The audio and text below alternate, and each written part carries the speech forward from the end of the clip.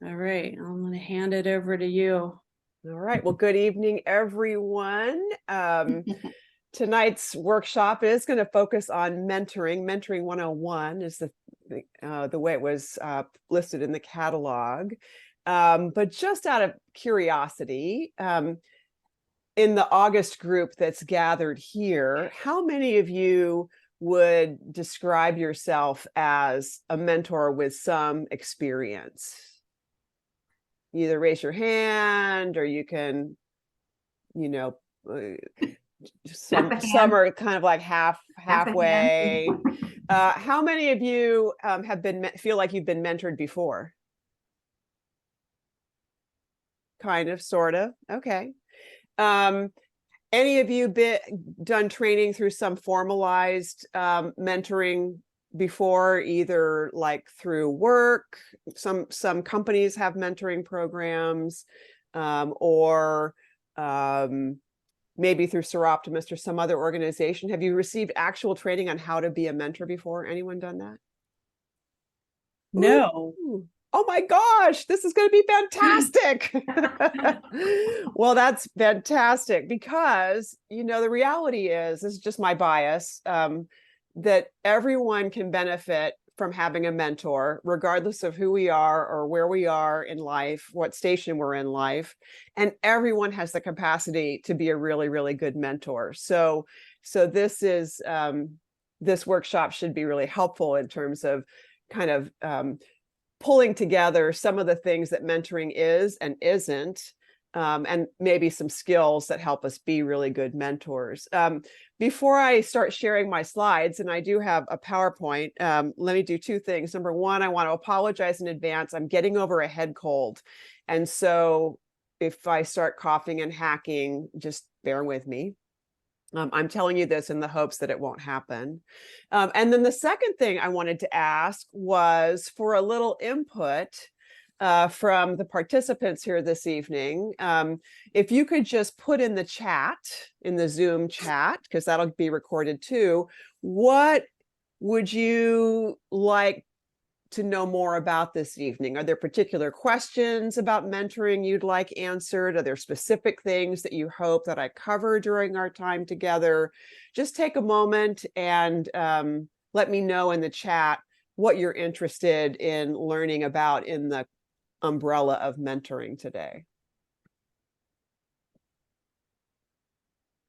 And I'll give you a few minutes to, well, not a few minutes, I'll give you a few seconds to type. You don't have to use complete sentences. Okay, how to mentor those who are resistant, adapting to different individuals. These are great ideas. The extent and scope of mentorship. Thank you, Serena. Anything else? What if your mentor is not mentoring you on the right things? Oh, how to be a good mentee. Well, we may talk about that. But if not, hopefully we'll have time at the end. So here's my promise to you. If in the course of the workshop tonight, we don't get to your specific area of interest, will you remind me at the end, and I'll make sure to loop around and cover it. Hopefully we should have time for that. Okay, so now I'm going to share my screen, and hopefully you'll see from the beginning, but let me do the slideshow first. Come on. There we go. All right, so just tell me what you see. Do you see my notes as well? Yes. Okay, I'm gonna fix that. There you go. Now you can't. Ha ha. All right. So as the description in the catalog for this workshop states, Seroptimists love to mentor. And we do that because we really like offering support to help women and girls succeed in and live their dreams for economic empowerment. But what does it really mean to be someone's mentor? What kinds of unique roles and responsibilities do mentors have? What kinds of qualities distinguish good mentors from the, shall we say, not so good ones? So tonight, what we're going to be talking about in this bit of time is I'll go through some basics of mentoring, what it is, what it isn't. We'll review together some essential mentoring skills to be a good mentor. And then specifically, because this is under the category of program workshops, we're going to spend a little time going over some tips for specifically mentoring Live Your Dream honorees, Dream It, Be It participants, and other women and girls who may be participating in your club projects, particularly your club big goal accelerator projects. And hopefully you all know what those are. Okay. The reason why I want to focus on this particular population of potential mentees is because in my experience, the essential skills for mentoring women and girls we serve can be somewhat different than the skills necessary to mentor a peer or to mentor someone in a work setting or to mentor someone even, a new Seroptimist member. And so because the women and girls we serve usually have experiences and obstacles that we might not have. And so I just think it's a good practice for us to be a little sensitive to that. Next month on Thursday, December 15th, I'll put in a plug right now, I'm going to lead another mentoring workshop where we will focus specifically on mentoring other Seroptimists with the intentional goal of helping prepare them to succeed as leaders, right? So Seroptimist mentoring, supporting our successors. All right. So that's what we'll do tonight. And as I said, we'll have time for Q&A. Governor-elect Judy, because I'm limited in terms of what I can see with my computer, I'm going to ask you to help me keep track of time. So we're scheduled to finish at 7:30. Is that correct? Correct. All right. Well, here we go. No time to waste. All right. So here are some basics about mentoring. First of all, mentoring can take a variety of different forms. It can be done one-on-one. It can be done in a small group. Mentoring can occur in person, over the phone. I actually have a long-term mentoring relationship that I do exclusively online virtually. Mentoring can be very formal with a lot of structure, or it can be relatively informal. And mentoring can have a variety of desired outcomes or purposes. So I've mentioned some already: mentoring for purposes of career or professional development, mentoring for purposes of leadership development. We've got Thursday night football streaming on TV. Some would say that coaching for sports is a form of mentoring. I would tend to agree with that. But being a mentor is different than being a role model. Although I've heard some people use the terms interchangeably. In fact, I'll never forget, I had an experience once, I don't think it was in Sierra Pacific region, it was in another region, where I had a member rush up to me and say, "Oh my gosh, I can't tell you what a mentor you are to me." And I'm thinking, that's great. I've never met you before. So, of course, good mentors are good role models, but in my experience, mentoring involves just a little bit more than that, which kind of begs the question, what is mentoring? So this is a relatively small group. If you want, you can go ahead and unmute yourself. How would you define mentoring? How would you describe mentoring? Or if you want, you could post your responses in the chat. So anybody have an idea of what exactly mentoring is? I would say it is like that puzzle piece says, like a coach or someone that's there to support them, like developmentally, like within their career. Sometimes that can extend personally. Sometimes just sharing like practical scenarios, life scenarios, career experience. Someone something that's going to support someone in their development in whatever specific area of life, somewhat like a coach or a therapist. Yeah. Well, some of that's true, Serena. That's really good. And I would say in my work life, when I was teaching mentoring, we used coaching and mentoring interchangeably because very often people could get in their head the idea of what a coach is. And that's kind of what a mentor is a guide. But there are some unique distinctions. So here's a more formal definition of mentoring.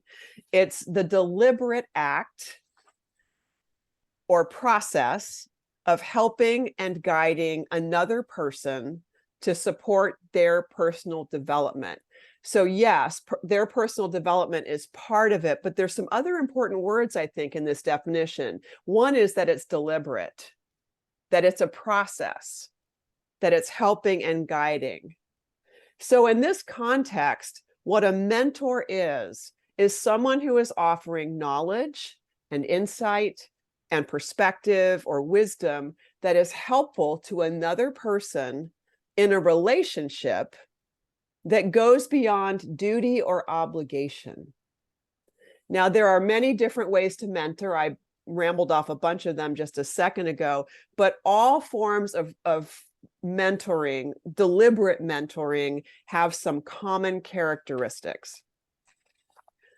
The first is that it is intentional. In other words, there's an intentional meeting, an intentional time, intentionality behind creating this relationship. It's deliberate, it's not haphazard. And mentoring has an intentional purpose in mind. So for example, I am a volunteer mentor and have been for the last 5 years with an organization called Right Girl. It's based in Los Angeles, and Right Girl is a nonprofit that is a community of women writers who work and mentor teen girls to help them find their voice through writing. And so, I have a mentee, her name is Gianna, and the purpose of my mentoring relationship with Gianna is to find and help her find and amplify her own voice through writing, typically creative writing. It's also to model the use of writing for self-care and her own self-discovery. It's also so that she can have a non-parent resource available to her. So those are all pretty intentional purposes. That's why we get together. We get together, yes, to write, yes, to share, but that's the purpose behind that mentoring relationship.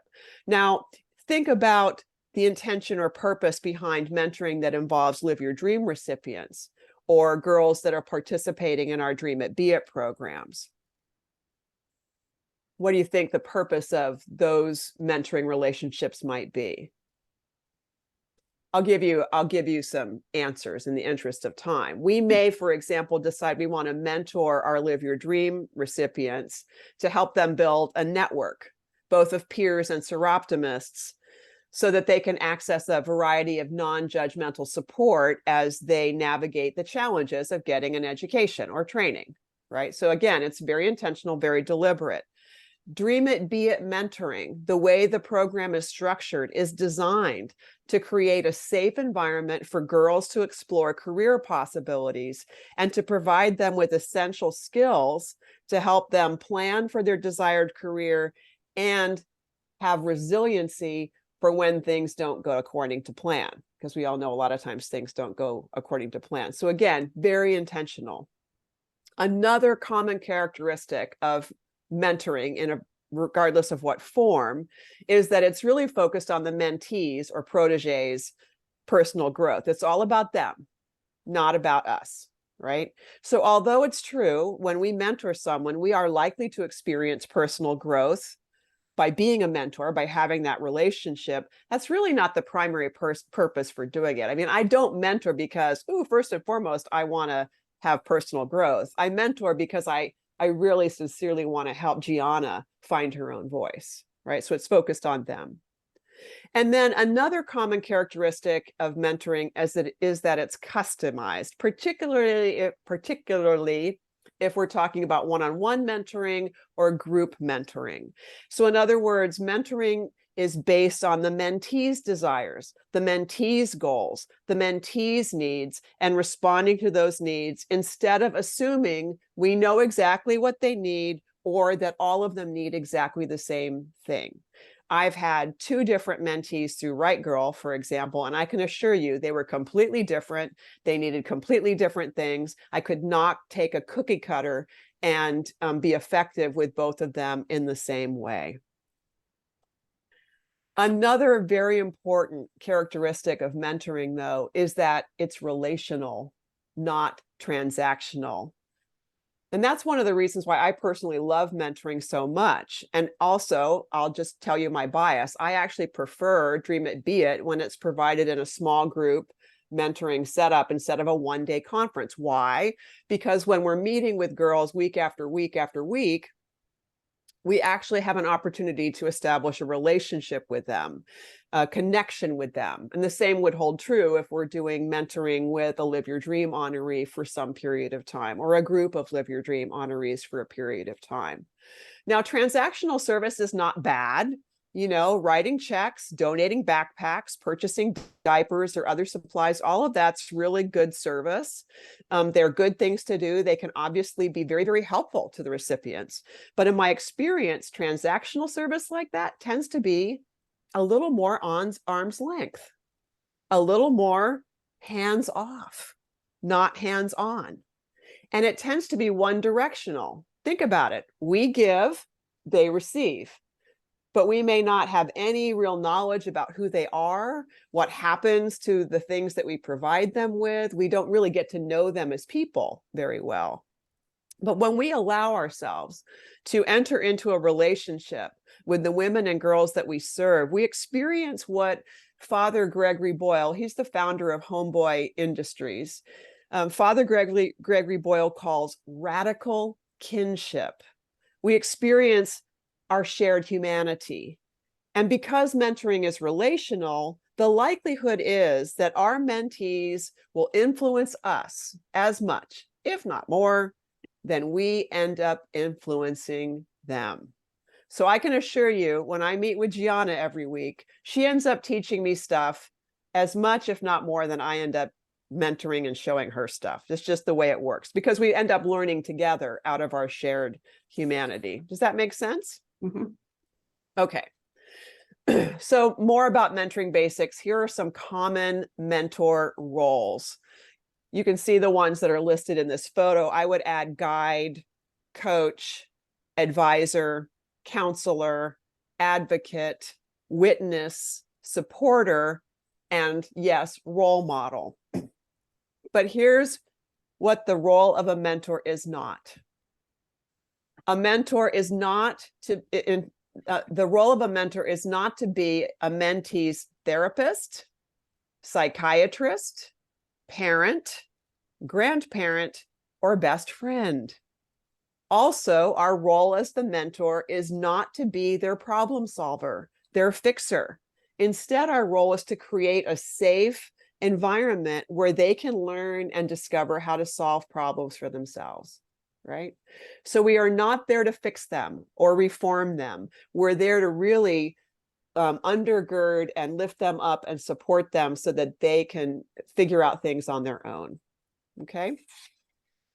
Now, here's another opportunity for participation. And again, since it's a small group, you can just kind of unmute yourself or put things in the chat. But when you think of a good or an effective mentor, what kind of characteristics come to mind? What do you think good mentors do? Any ideas? I mean, I think they guide you to solving a problem versus trying to solve it for you. I know you just said that. Okay, and I'm seeing some good things in the chat. They're active listeners, they're empathetic, they observe, right? Any other ideas? Consistent and dependable. Dependable, consistent. Yep, I would agree with that.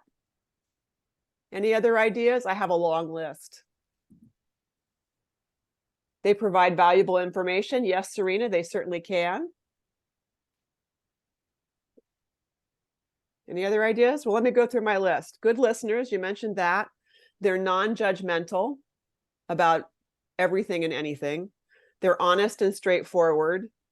They're able to avoid telling their mentee what to do. In other words, they inspire rather than instruct. They're reliable. I think Janet mentioned that. They always show up. They're willing to hang in there. They're flexible and open. They're loyal. They keep promises. They're patient. They, sometimes we have to wait for our mentees to open up. They resist the temptation to give their own opinion without asking first. What do I mean by that? Well, Have you ever had a situation where you've had a problem and someone tells you their whole life story and you really didn't want to hear it? It really wasn't all that helpful. So a way to ask instead of just share is to say, gosh, I had something really similar happen like that to me once. Would you be interested in hearing more about it? And what I've just done by phrasing it that way is I've opened up the possibility that yes, they might actually want to hear the story, but I haven't just dumped it on them, right? So that's an example of giving our opinion only after we've asked for permission, or telling our story only after we've asked for permission.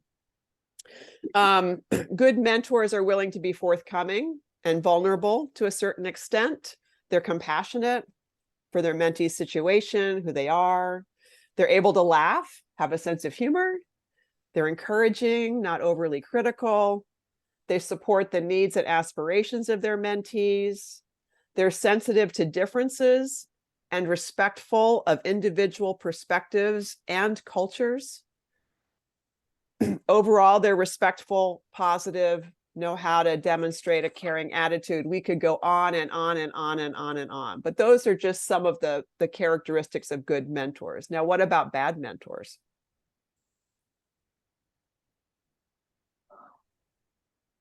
Oops. They try and fix the problem. They try to, okay, so they try to solve the problem for the mentee. Yeah. Okay. What are some other ideas? Unreliable. Yeah, we could actually put in front of that list of everything I just read off, not that. Yeah. You're the opposite of everything I just read off. Other ideas?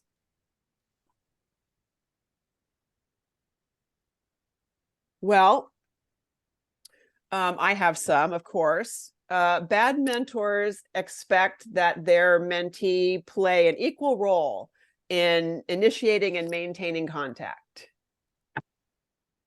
Now, this may be okay in the context of career-based mentoring. In fact, some mentoring programs actually want the mentee or the protege to drive the agenda. But in the Seroptimus context, I would say maybe we need to be a little careful about that. I see we had a comment in the chat. Yes, Laura, they're demanding along those lines. Bad mentors attempt to transform or reform their mentee or make their mentee just like them. Probably not a good idea. They have difficulty making time for the mentee. They adopt a parental or authoritative role. I know more than you. Bad mentors are pitying, condescending, judgmental. Any questions about good versus bad mentors at this point? No? Okay, then we'll keep going. Let's go, slide. Sorry, do it that way. Okay, doesn't want to work that way. We'll do it this way. All right. Essential mentoring skills. In my experience, both training and in both mentoring people and training others to be mentors, I've discovered there are a handful of essential skills that it's really helpful for mentors to have. And the first one is the ability to build rapport and trust. This means focusing first and foremost on our similarities more than our differences. How are we like our mentee? So for example, if our mentee is, another Seroptimist member, what do we have in common with them? We have our membership in common with them, right? We may have our gender in common with them. We do know that there are men Seroptimists now, right? So that we may have in common with them. We may have similar hobbies. We may have like similar foods, similar things like that. Same thing. What about Seroptimus program participants? What do we have in common with them? Well, we all care about women, or we identify as women. We value education. We all have big dreams, right? So building rapport means starting with focusing on how we're alike instead of different. And then in addition, being able to put ourselves in our mentee's shoes. And to do that really means that we have to learn how to suspend judgment and bias and be aware of biases that may get in the way of being effective with our mentee. Biases that may give us preconceived assumptions about who they are or what they are like, right? So suspending judgment and bias, and then finally trying to understand what they're thinking, what they're feeling, and most importantly, what they want. Now, how do we know what they want? Ask. Yes, ask. Think back to the very beginning of this workshop. What did I do? Did I come in here with my PowerPoint slides and say, oh, look, here, I've got some great content for you? No, I stopped and said, what do you want to know today? What do you want to learn about? And because I did that, were you engaged? A little bit? Yeah, because you get to have you get to participate in what's happening tonight. So always, always, always ask, don't assume.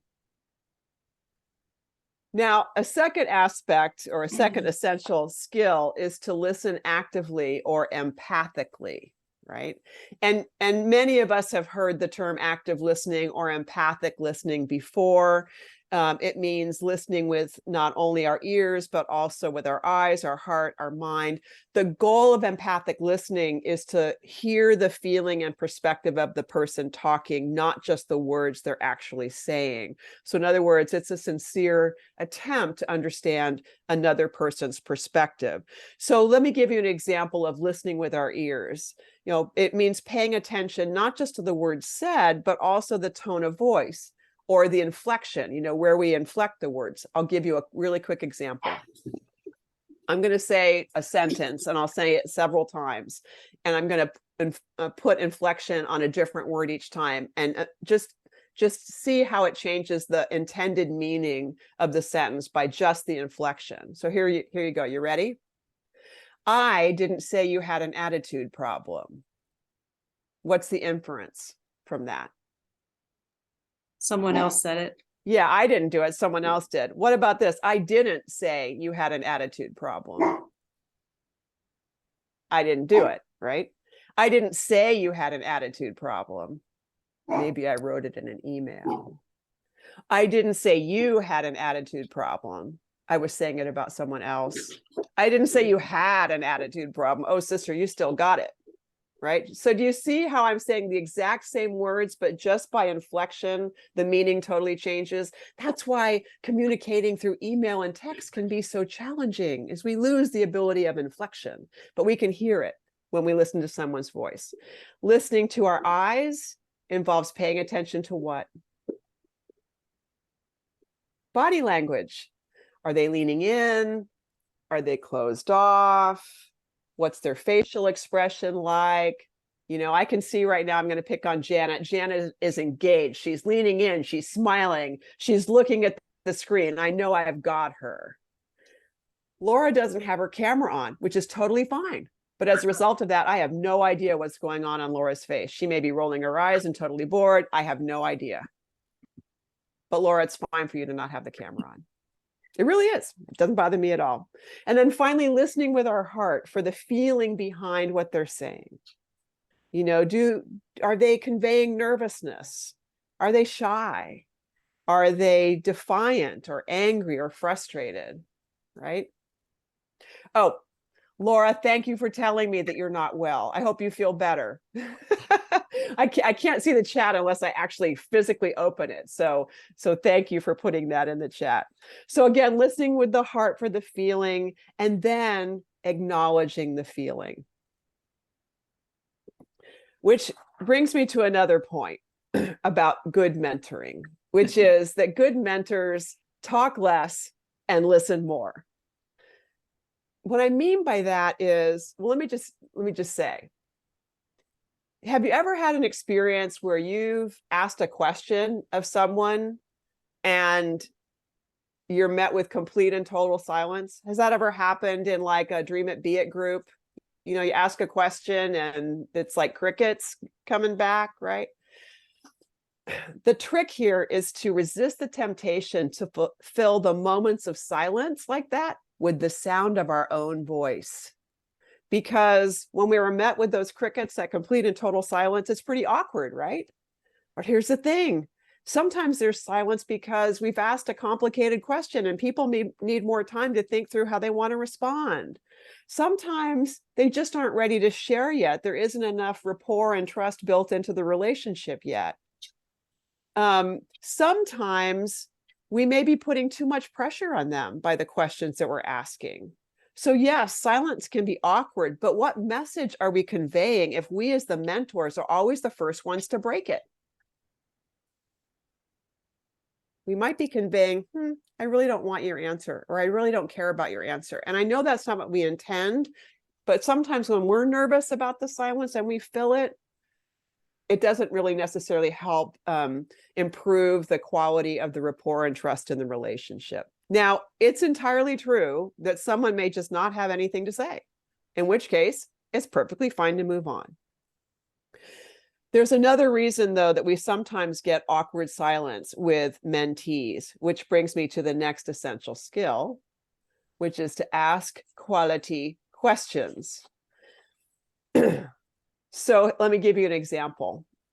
When we ask someone, what's the best thing that happened to you this week? The best thing. What do you think happens? You have to catalog all the things. Yeah, you start thinking about all the things that happened because you have to pick the best. Same things. What's your favorite food? What's your favorite movie? What's your favorite song? This is a huge problem when we're interacting with teens, putting those really heavy loaded, pick the best, the most, those, it's pejorative is not the right word, but pick those words. It puts pressure on them. Instead, if we ask like, tell me about one great thing that happened to you this week. Notice I'm not saying tell me the best thing, but tell me about one great thing, or tell me about what kind of music you like to listen to, or what TV shows have you been watching lately. Notice another thing about all those questions, they're open-ended. They cannot be answered with yes or no, or maybe, right? So the quality of questions we ask will often dictate the quality of answers that we receive. Some other questions, open-ended ones. Well, what do you think about? I also like, tell me more about. Tell me more about. So it's not even really a question. It's just an invitation, right? Which may inspire a mentee to open up a little bit. Another essential skill is to give inspirational feedback. In other words, feedback that inspires a mentee to take some kind of action, or even just to think about what's possible for them, right? So examples of inspirational feedback can be, where a mentor informs, helps the mentee discover something new, or breaks through perhaps perceived limitations. A mentor can champion, which is to recognize a mentee's success and to try to motivate them to, keep, in other words, reward the behavior we want repeated, commend them for success in the hopes that they'll keep doing it. It also means holding out a big vision for them. I can't tell you how powerful it is to pay attention to the talent that surrounds us in our Seroptimus clubs and to hold a big vision out for the people that we're interacting with. So for example, I remember once hearing a relatively new member give a really, really great presentation on some topic at our club. And I made a point of going up to her afterwards and says, oh my gosh, you have such great presence when you're speaking about something you care about. I can tell that you will be an excellent club president someday. Did she become a club president? Yeah, because someone planted the seed that it was possible. So that's an example of championing. It also can mean challenging the mentee, inspiring them to stretch a little bit towards a goal. Sometimes even the bravest of us needs a little shove, right? So push them a little bit. And then, of course, inspirational feedback can also come in the form of having those difficult conversations when they're needed. I would suggest these are probably more appropriate when we're dealing with leadership development or personal development or career mentoring than in the context of our Dream It, Be It, or Live Your Dream participants, which is not to say you can't have difficult conversations with them. It's just important for us to do it with compassion and with empathy, and always to treat mistakes as teachable moments, as learning opportunities, as opposed to failures, right? All right, so here are just a few top tips for mentoring Soroptimist program participants, and then we'll have some time for questions and answers and to address anything that you said you were interested in that I didn't cover, all right? So the first top tip is to challenge assumptions. Don't assume they don't need you, even if they're behaving like they don't need you. Don't assume that you really know what's going on in their life, because oftentimes we don't have no clue what's going on in their life. Don't assume that because they may appear confident, they don't need our support. Don't assume that our experience is similar to theirs. Most of all, don't assume you already know what they need. I think it's really important to recognize that every person has a story. And I am naturally curious. I guess it's just the way I'm wired, but I will see, like, I remember being in Las Vegas once and we were walking over an overpass from one casino to the next, over the strip.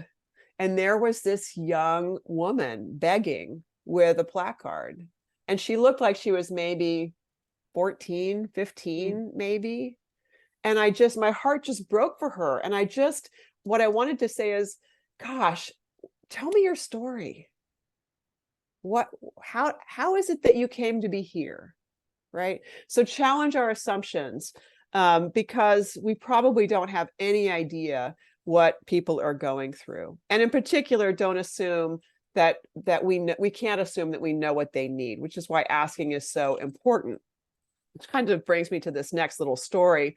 These are photographs that were taken in Sierra Leone. I had an opportunity to visit Sierra Leone when I was the Soroptimist International of the Americas president in 2010. As part of a study tour, we were visiting the quadrennial project for Soroptimist International, which was called Project Sierra. It was in Sierra Leone. And many of the recipients of this project were teen mothers who had been abducted during Sierra Leone's civil war and had become bushwives. But not all of them were. I remember going out to this very remote area in the northeastern part of the country, a village called Tumbaka. And Tumbaka is only accessible 6 months out of the year. During the rainy season, the river that you see in the photo on the left rises and basically floods everything out. And so you can only get there part of the year. The picture on the right are children and a goat, and Gina, one of the other study tour participants. But our partner for Project Sierra was an organization called Hope and Homes for Children. And Tumbaka had been visited by many, many non-government organizations, many sanctioned by the UN, and most of them had gotten to this very remote place and then had left. But Hope and Homes for Children didn't do that. They went there knowing that they probably needed school facilities. They probably needed their buildings repaired after the war, and they were prepared to offer all of that. But when they went and first met with the village leaders, they didn't come in with assumptions about what was needed. Instead, they asked, "What do you need?" And do you know what those village leaders said? They said, "We need cooking utensils." We need knives and forks and spoons and pots and pans, because all of the metal was confiscated by the militia to make weapons. And so Hope and Homes for Children left and came back with cooking utensils. And giving them what they need was the beginning of establishing a rapport and trust. The next thing that the village asked for was seeds, because they wanted to be able to grow crops. So Hope and Homes for Children provided them with seeds. And eventually they got around to fixing the buildings and establishing a school. But that's not what they started with, because that's not what the village said they needed most. So the lesson really is to set aside assumptions about what our mentees might need, and instead let them tell us and let that be the driver. Now, another tip is to be curious. Curiosity is good, but not intrusive. We do not need to know the intimate details of our mentees' life story to be effective mentors. It's important to meet them where they are. And especially early in a one-on-one relationship, if that's the approach that we're taking, don't expect them to share too much. Because again, trust and rapport need to be built first. If and when they do share, oh my gosh, thank them. thank them. But sometimes I will say this, sometimes it's actually better not to know too much. I'll give you a specific example. When I first met Gianna, my Right Girl mentee that I'm still working with, we went through this exercise of self-revealing things about us. And one of the things she said, she self-revealed to me, was that she's autistic. Now, I'd never worked with a kid that was autistic who like pronounced it like that. And I have to admit, it kind of freaked me out a little bit. I really didn't know what to do with that. And so I said, oh, well, that's really interesting. She said, yeah. And she went on to something else. Well, let me just tell you, if you met Gianna, you would never know she's on the spectrum. She is that high functioning. But it really kind of took me aback, and I had to, really concentrate on recovering, not to let that label that she gave herself interfere in my relationship with her. So again, remember that our role is to be their mentor, not their therapist, not their best friend, not their parent or grandparent. That doesn't mean that we can't talk or shouldn't talk about difficult topics, but it's not our role to provide specific life advice or to fix their problems for them. Our role is to respond with empathy and help our mentee discover options for solving their own problems.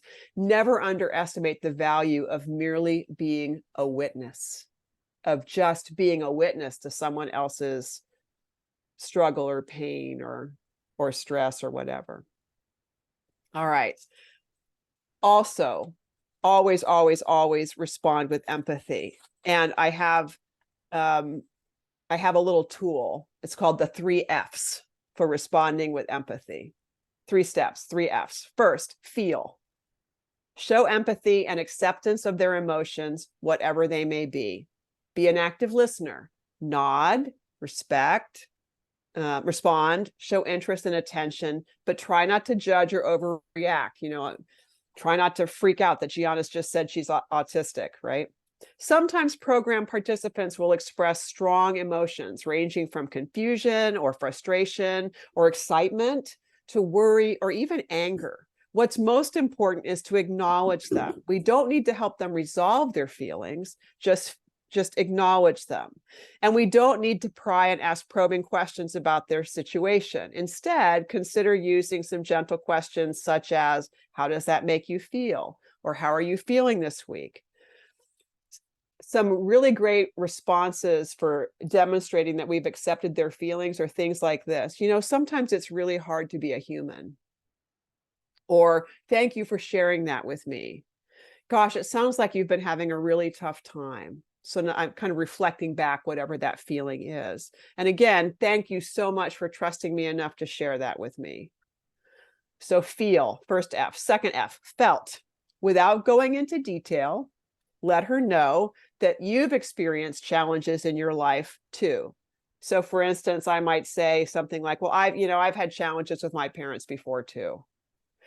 It's important to be a little careful with wording when we're discussing challenging times. I would suggest trying to limit scary or intense language, such as crazy, upside down, wild. Instead, use language such as unusual, challenging, changing, uncertain, right?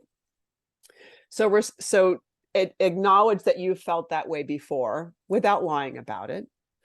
And then the third F is found.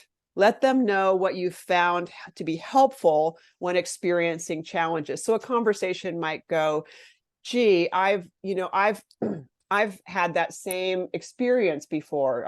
I've felt very similarly to you when that happened to me. Would you be interested in knowing what I found to be helpful?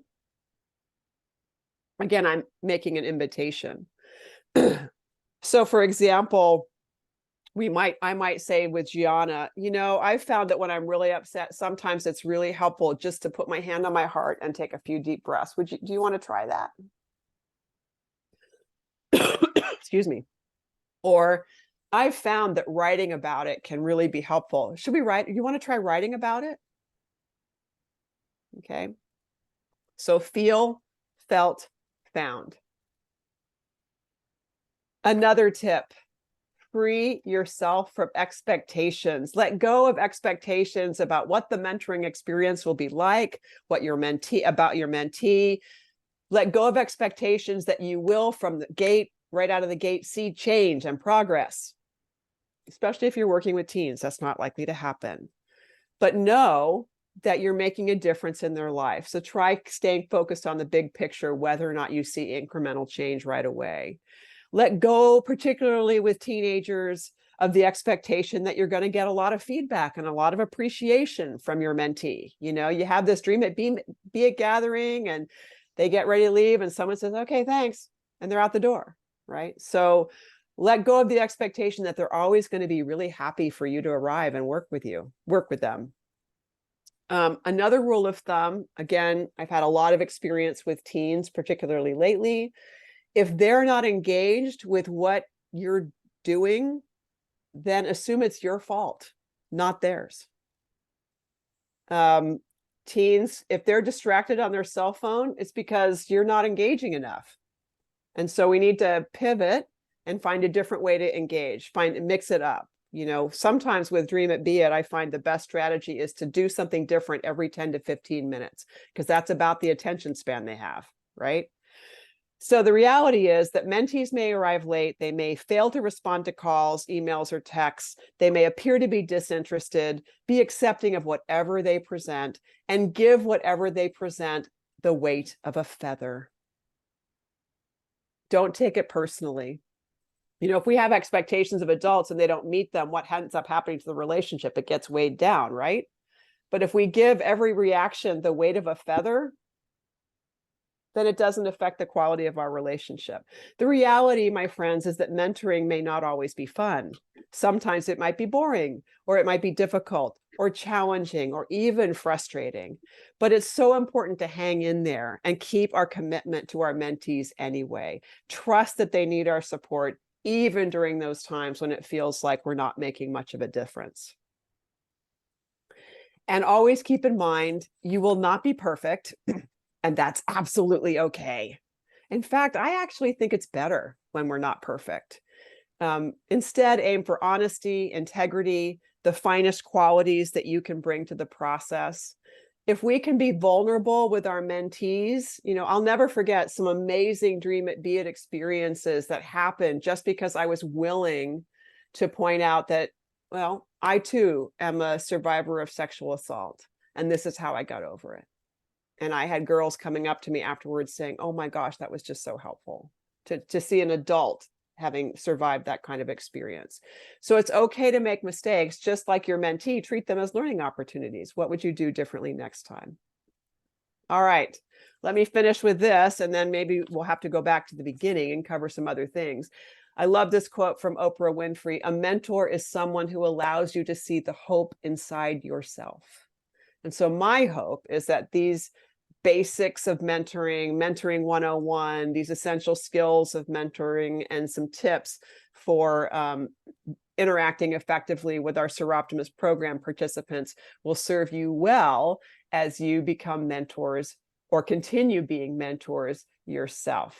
And so with that, I'm going to just stop sharing, and I'm going to go back up to the chat and take on some questions, or take on some topics that I know were mentioned right out of the gate that maybe I didn't cover. So the first one that I see, and you can add to them, by the way, the first one I see is how to mentor those who are resistant. My best advice for that is just meet them where they are. If they're resistant, maybe you can find out why. Maybe they're just having a bad day. Maybe you're not the right mentor for them. Maybe someone else would be a better fit. I would say, particularly for program participants, you know, maybe there's something else going on in their lives that just the timing is not good for them, right? But instead, I mean, the reality is that if it's truly a relationship, you need two parties in the relationship for it to be effective. If they're really, really resistant, sometimes we just have to let it go and say, okay, this isn't what she needs right now. Move on. Suggestions for adapting to different individuals. Ooh, that's a really interesting one, Judy. Can you tell me a little bit more about what you meant when you were looking for that as a topic? My framework for the question was, and you've covered it somewhat, is of course every individual is going to be different, and we're trying to meet them where they are. But are there different tactics or different approaches like maybe for youth, teens versus adults? We could probably do a whole session just on effective mentoring with teens. I will say this, I've learned a lot from doing Dream It, Be It. I've also learned an awful lot mentoring teens through Right Girl. We can't treat teens as if they're fully formed adults, because they're not. They're just not. And so, I know sometimes Seroptimus members will get frustrated because the teens are, not showing up on time, or they're not settling down and being quiet, or they're being teens, right? Right. And instead, if we can adopt an attitude of, well, this is how they're wired, so let's explore a different way of doing this. I mean, I think really the key for teens in particular is to learn to be flexible. Like if they don't want to write a poem, great. Do you want to write a list? How about a list? Can we just make a list of words? Or get them to draw? Or if I don't like the idea if we're doing a Dream It, Be It activity and it's not working, let's keep trying it to do it over and over and over again. In the original Dream It, Be It curriculum, there was stuff that came out that did not work. It never worked. Didn't matter on the group. So try to figure out, with our group, we use case studies instead of asking the teens to open up about themselves. In particular, we did that because for a long time we were working with girls who were foster girls, girls in the foster care system. I don't know if that really covers it, but the general rule is treat adults like adults and teens like teens, in a good way. Thank you. Serena, we covered quite a bit about the extent and scope of mentorship. Oh, and Debbie asked, what if your mentor is not mentoring you on the right things? Well, guess what? Because it's a relationship, if you're the mentee, you have a role and responsibility too, and that is to ask for what you need. So if your mentor is like meeting with you and doing this big brain dump of stuff that you're really not all that interested in, then this is a great opportunity to practice those tact and diplomacy skills, to point out to your mentor that, gosh, those stories are really, really interesting, but here's what I would really like you to talk to me about right now. Right? I think when we first started, I know you're going to do a session on mentoring other Seroptimists, and I think that's probably where this should be. I just sometimes feel like mentoring that I'm getting, for instance, isn't the best mentoring or best advice. And I don't, at this, I mean, I've been long enough. I don't really need to be mentored on how to be a Seroptimist, I don't think. I know how to ask questions, but I see it in other members, and I get concerned about that. Is that people that they're looking to as mentors aren't necessarily the right people. Well, or keep in mind some of what we talked about earlier. When you see that someone is just treating you like they're making us I'm going to try to be coherent for a second. What I sensed from what you were describing is that one of the things you observed is they were making assumptions about what it was that you needed.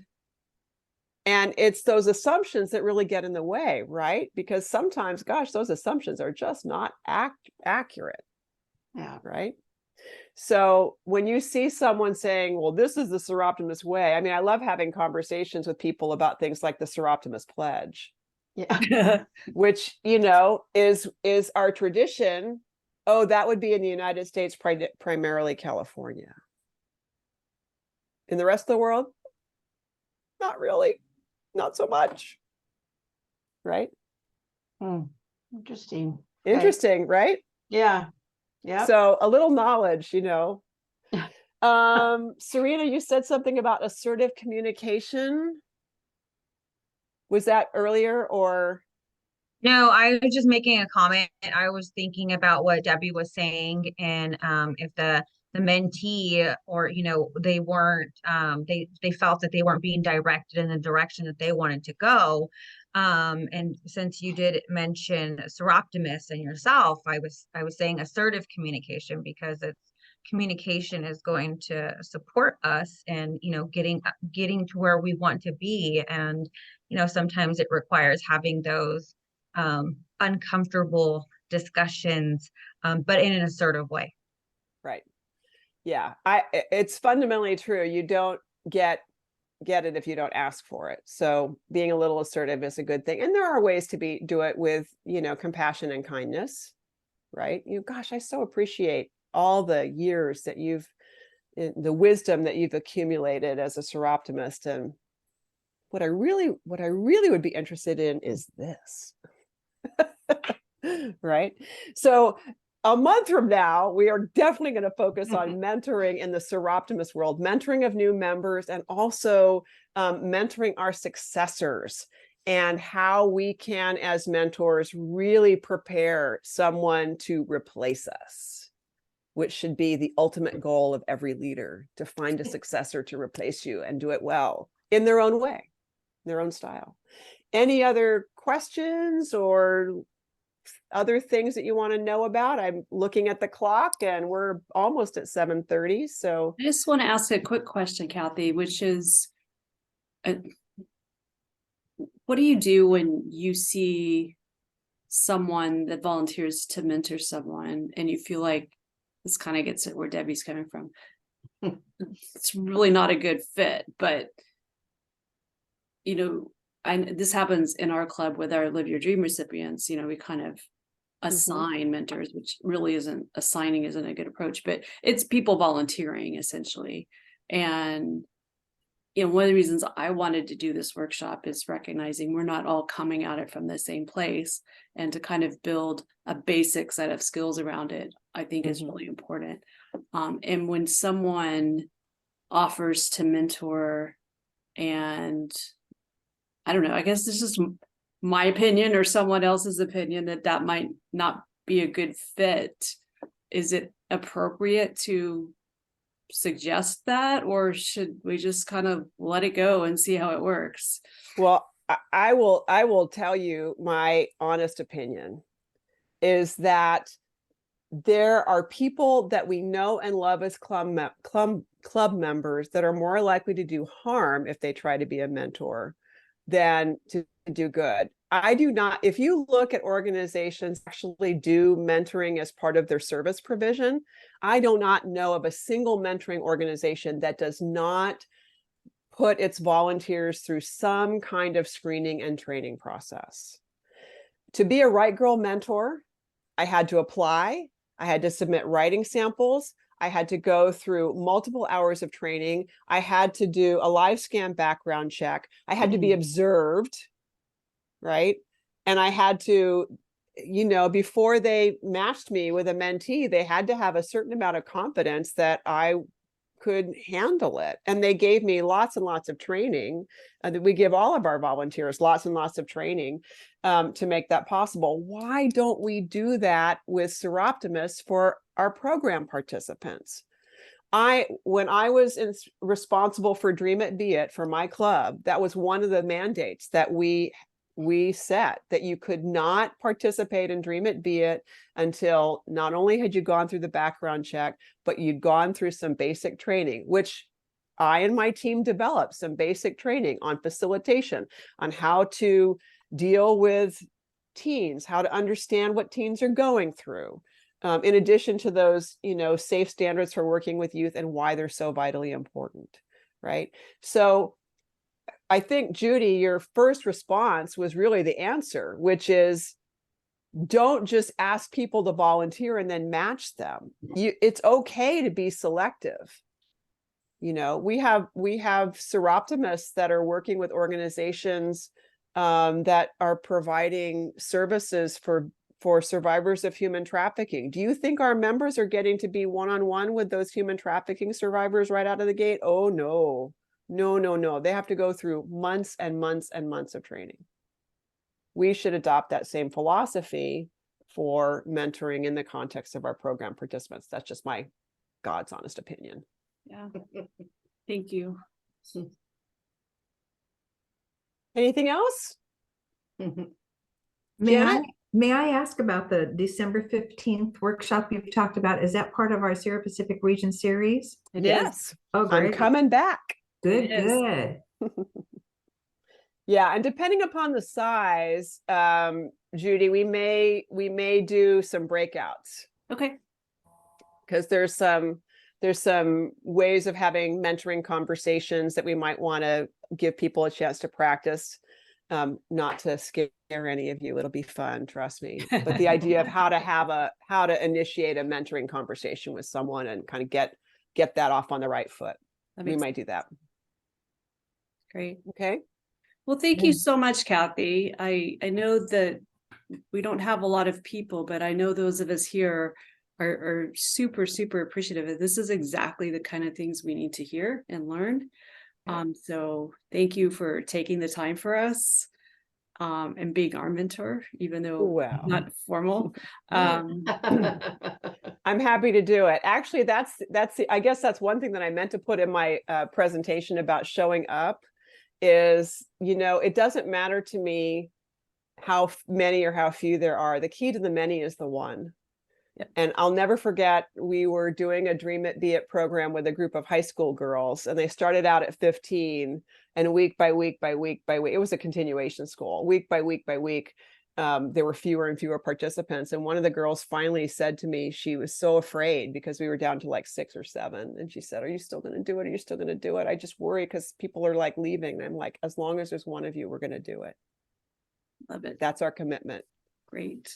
So as long as it may just be Judy and I talking, but That would be fantastic. but that's my commitment. So thank you very much for inviting me and for being such great participants in this workshop. I've really enjoyed doing it. Great. Thank you again, Cathy. And Thank I'm gonna you. stop the recording. Thank you.